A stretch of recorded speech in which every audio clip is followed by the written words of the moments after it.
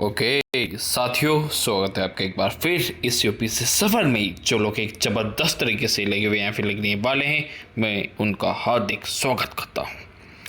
तो आज 4 बज चुके हैं और आई होप कि आप सभी अपनी पूरी नींद तोड़कर, जंजीरों को तोड़कर, आग में तप कर अपने मिशन पर लगने के लिए तैयार हैं। हमारा सफ़र चल रहा है, हमारा एक कारवां चल रहा है जिस पर हम जो है सर से लेकर एड़ी तक का जोर लगाने के लिए तैयार हैं। तो आज के दिन की शुरुआत हम एक रियल मोटिवेशन से करेंगे।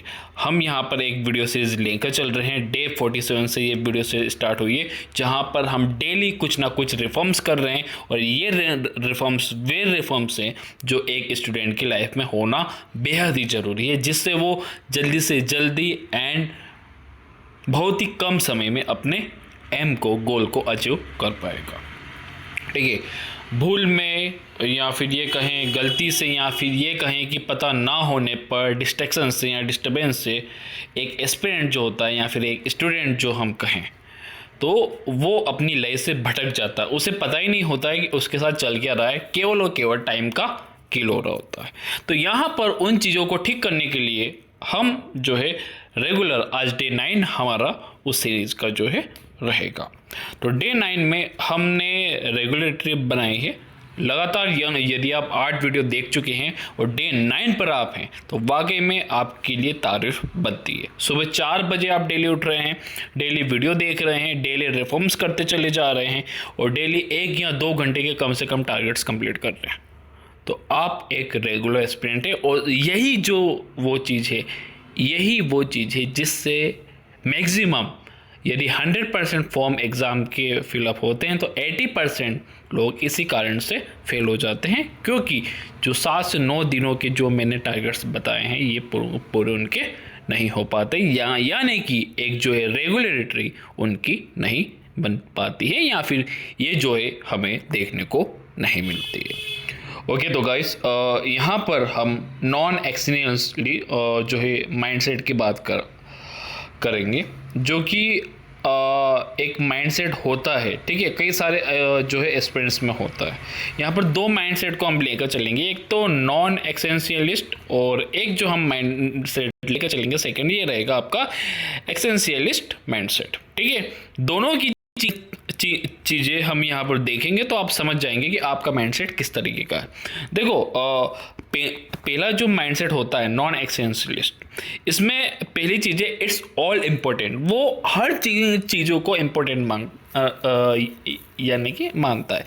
लाइक सुबह जल्दी उठना है, पढ़ना है, ठीक है, कुछ स्किल्स भी हैं जो है करनी है, इंग्लिश भी सीखना है और जो है रिश्तों को भी निभाना है। लव लाइफ में है तो फ़ोन पर बात भी करनी है, घर पर मेहमान आए हैं तो मेहमानों को भी देखना है, घर के काम है तो उसे भी देखना है। मतलब सारे काम उसके लिए इम्पोर्टेंट है। देखो, मेरा जो पर्सनली मेंटरशिप प्रोग्राम चलता है वहाँ पर कई सारे ऐसे नॉन एक्सेंशियलिस्ट माइंडसेट के एक्सपीरियंस आ जाते हैं जिनको मैं कई बार समझाता हूँ, लेकिन उनके लिए हर काम जो है इम्पोर्टेंट होता है। सर ये भी इम्पोर्टेंट है, ये भी इम्पोर्टेंट करना ज़रूरी है, ये भी है। एक बार एक लड़की जो थी आई थी, वो बोले सर हमें तो मजबूरी है, ये भी हमें करना पड़ेगा, ये भी हम आपके कहने से नहीं छोड़ पाएंगे। ठीक है, तो अभी यदि आप ये वीडियो देखेंगे तो आपको पता चल जाएगा कि मैं ऐसा क्यों कहता हूँ, छोड़ने का क्यों कहता हूँ। ठीक है, तो नॉन एक्सेंशियलिस्ट माइंडसेट जो होते हैं उनका ये होता है कि हर काम उनको करना है, उनको हर काम जो है इम्पोर्टेंट लगता है, महत्वपूर्ण लगता है, वे हर चीज़ को महत्वपूर्ण मानते हैं। यहाँ भी जाना पड़ेगा, रिश्तेदार आए तो उनसे बात भी करनी पड़ेगी, उनके लिए चाय बनानी पड़ेगी, उनके लिए खाना भी बनाना पड़ेगा, हर चीज़, यानी पूरे दिन का फिर लेंगे टाइम मैनेजमेंट नहीं होता है। ठीक है, तो पहली ये चीज़ हो गई। सेकंड चीज़ जो उनके साथ होती है, वे महसूस करने के सब कुछ उनको करना ही पड़ेगा। ठीक है, मतलब उनको किसी ने काम का ऑफ़र किया और मान लो कि माताजी ने बुला लिया कि ये काम करना है, तो वे सोचते हैं अब तो ये काम करना ही पड़ेगा। पिताजी ने उनको आवाज़ दे दी, अब तो ये करना ही पड़ेगा। कुछ घर में किचकिच हो रही है तो ये लगता है सॉरी हाँ, तो घर में खिचखिच हो रही, उनको लगता है कि नहीं अब तो ये मामला उनको सुलझाना ही पड़ेगा, यानी कि हर चीज़ में उनको ये लगना है आई हैव टू, मुझे ये करना ही पड़ेगा, उनको ये महसूस होता है। थर्ड जो चीज़ उनके साथ ये होती है कि मान लो कि आप कोई क्लास ले रहे हो, ठीक है, आप जो है कोई भी क्लास ले रहे हो, पॉलिटी की क्लास ले रहे हो, ठीक है, तो आपके पास लक्ष्मीकांत की बुक है, वो आप कर रहे हो, आपने देखा अरे यार ये टीचर अच्छा पढ़ाते हैं, या फिर टेलीग्राम पर आपने या फिर किसी टॉपर से या फिर किन्हीं लोगों को बात सुनते हुए सुन लिया कि यार इन सर की वीडियो अच्छी है, तो उन सर की आपने पॉलिटिकली वीडियो भी देखना शुरू कर दी। फिर वो वीडियो जब आप देखोगे तो वो सर कुछ और बुक्स का नाम बताएंगे कि आप ये भी बुक्स जो है पढ़ना चाहिए। आप वो बुक्स खरीदने के लिए जाओगे तो वहाँ पर कोई नोट्स आपको दिख जाएंगे, वो भी ले लोगे, और फिर जो है बुक वाले आपको बोल देंगे ये बुक्स भी अच्छी है, ये वो। तो एक पॉलिटी सब्जेक्ट आपको करना था, आप सही राह पर थे, आप लक्ष्मीकांत से कर रहे थे, आप वीडियो पर गए, वीडियो में 2 बुक और बता दी, वो भी आपने ले ली, ये वो। धीरे धीरे फिर आपको कुछ और लोग मिले, उन्होंने बोल दिया कि यार ये सर की और अच्छी है, ये बहुत, तो आपने कहा कि ठीक है ये हो जाएगी, फिर मैं ये भी वीडियो कर लूँगा, या फिर ये पहले कर लेते, ये बाद में करेंगे। तो जो नॉन एक्सेंशियलिस्ट माइंडसेट वाले लोग जो होते हैं, ठीक है, वे क्या करते हैं कि हर चीज़ करना चाहते हैं, उनमें नियमितता नहीं रहती है, वे अनडिसिप्लिन्ड होते हैं, ठीक है, यानी हर चीज़ करना चाहते हैं और कोई भी चीज़ प्रॉपर वे में नहीं करना चाहते, एक पाथ पर रहकर नहीं करना चाहते, वो 10 पाथ खोल लेते अपने लिए, 10 रास्ते खोल लेते हैं अपने लिए करने के लिए, कि ठीक है ये काम यहाँ से भी करेंगे, यहाँ से भी करेंगे, ऐसे भी करेंगे, वैसे भी करेंगे, फलाना ठिकाना, ब्ला ब्ला ब्ला। तो ये होते हैं नॉन एक्सेंशियलिस्ट माइंडसेट वाले लोग। ओके, थर्ड चीज़ जो इनमें दिखती है, ठीक है, लाइक कोई आपको बार बार बोल रहा है, किसी फ्रेंड ने कॉल किया, अरे यार यार बहुत ज़रूरी काम है, ये वो, चले गए, मतलब कोई बार बार आपको कॉल करता जा रहा है, आपने कॉल उठा लिया, उससे फ़ोन पर बात कर ली, कोई आपको बार बार बुला रहा है, आप चले गए, ठीक है, मतलब इस तरीके से कि आपको प्रेस किया जा रहा है, आप उनके कंट्रोल में हो गए, मतलब उनसे आप जो है प्रभावित हो गए और आपने अपना काम छोड़कर उनके साथ आपने उनका काम कर दिया, उनके साथ चले गए। एक और चीज़ होती है कि ये ना नहीं बोल पाते, ये ना बोलते ही नहीं है, ठीक है, कोई भी इनको बोल रहा है ठीक है ये करना है, तो वो ना बोलेंगे, यस हम करते हैं, ठीक है ठीक है ठीक है, कॉपी किताबें सब बंद, चले गए, ना बोल लेते ही नहीं है, ठीक है। तो बिना सोचे समझे ये लोगों को जो है हाँ कह देते हैं। लास्ट यदि इन लोगों की मैं बात करूं, मूर्खों की, यस गधे लोग हैं ये, यदि ये फिर सारा पूरा दिन ही इनका इस तरीके से जाता है, फिर बोलते हैं अरे यार आज तो थक गए और हुआ कुछ भी नहीं, कहाँ से होगा, चीज़ें आपने इस तरीके से की है। ओके, देखिए, और सेकंड जो व्यक्ति होता है एक्सेंशियलिस्ट माइंडसेट, बिल्कुल इनका अपोजिट। अब थोड़ा सा कंपेयर भी कीजिएगा, ठीक है। ये क्या करते हैं, केवल और केवल ये कुछ ही चीज़ें महत्वपूर्ण मांगते हैं। जिस तरीके से नॉन एक्सेंशियलिस्ट पूरे दिन की एक टू डू लिस्ट बना लेते हैं, ये भी करना है, वो भी करना है, फलाना भी करना है, ठिकाना भी करना है, बहुत सारे काम करने रहते हैं, लेकिन ये सारे काम को इग्नोर करते हैं। ये केवल वही काम करते हैं जो इनका 20% होता है और जिससे 80% आउटपुट आने की चांसेस होते हैं।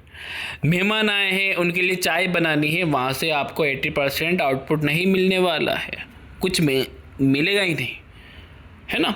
लेकिन आपने उन चाय बनाने के चक्कर में कोई टॉपिक कर लिया या कुछ भी कर लिया, तो वहाँ से आपने ज़रूर आउटपुट मिलेगा ही मिलेगा, है ना। तो ये उन चीज़ों को इग्नोर करके केवल वही चीज़ें करते हैं, कम चीज़ें करते हैं लेकिन वही करते हैं जो इम्पोर्टेंट है ना। चाहे लोगों के दिलों में वे बुरे बने तो बने, तो वे मानते हैं कि केवल कुछ ही चीज़ें महत्वपूर्ण है, सारी चीज़ें इतनी इम्पोर्टेंट है ही नहीं।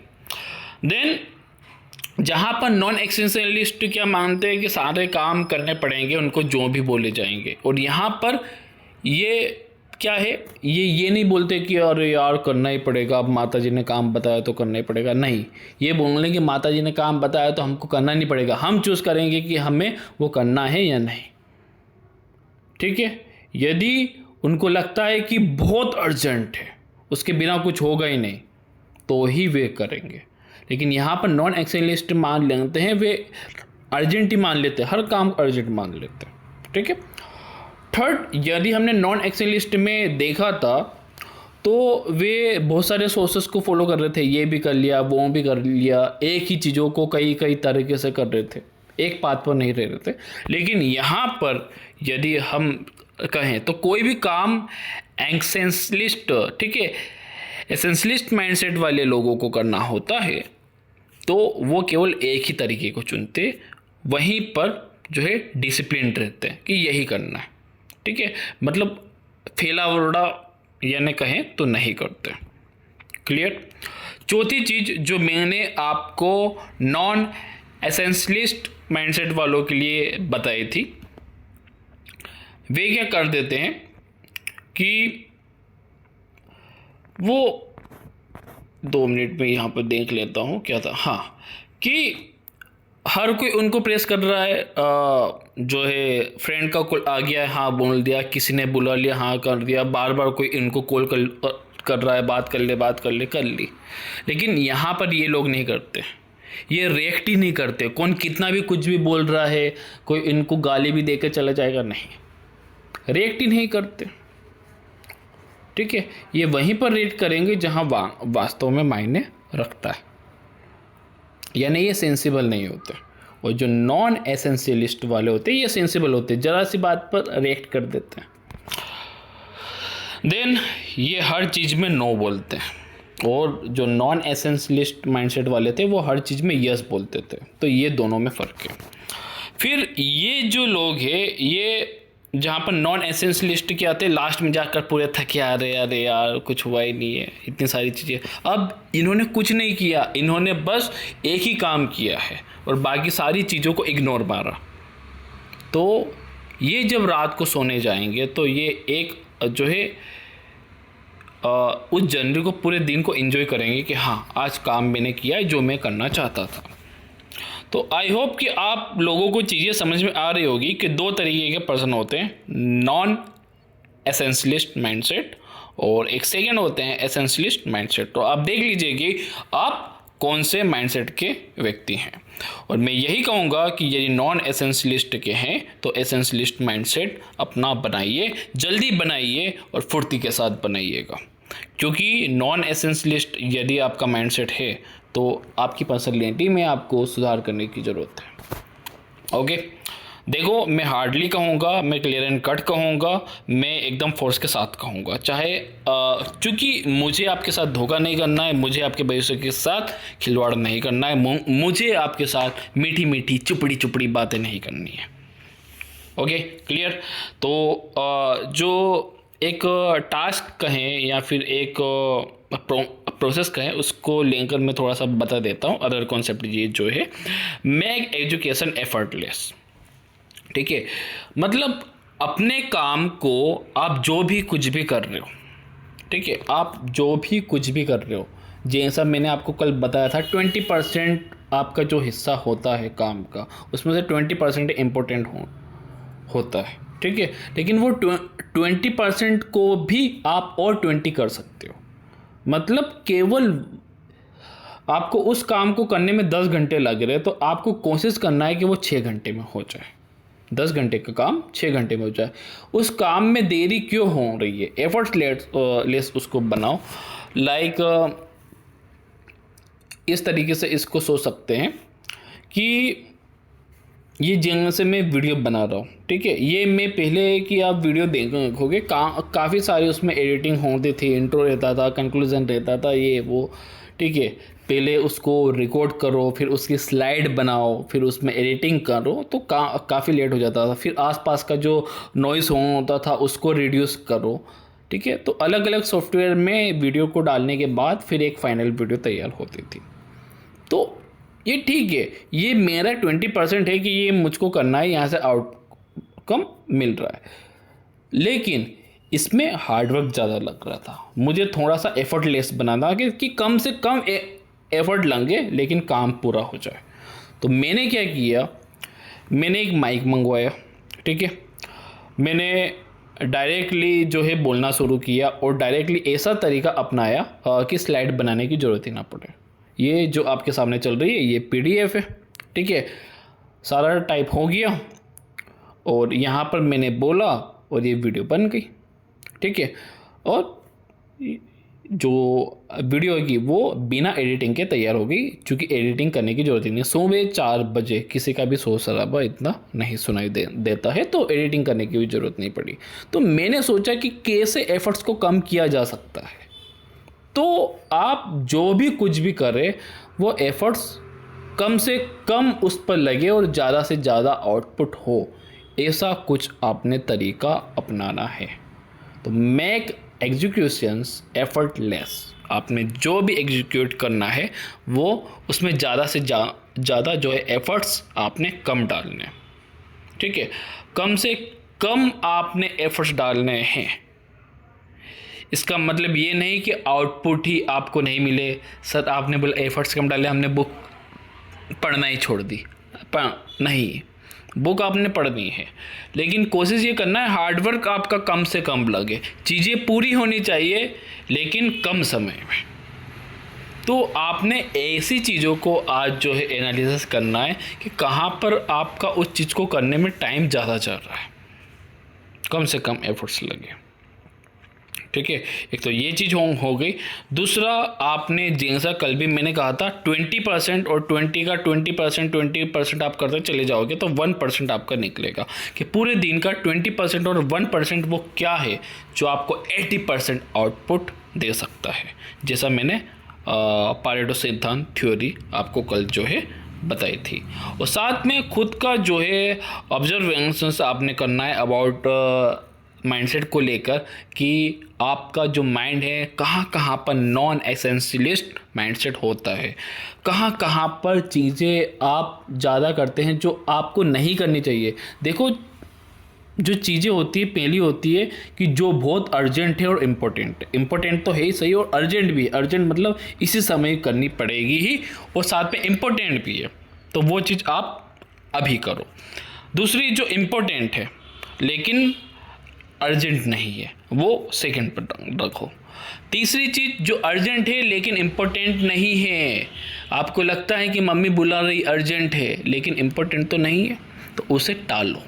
और तीसरी चीज़ जो ना तो इम्पोर्टेंट है ना अर्जेंट है, वो करो ही मत, छोड़ दो पूरी तरीके से, ठीक है। तो जो अर्जेंट है लेकिन इम्पोर्टेंट नहीं है उसको आप डिले कर सकते हो।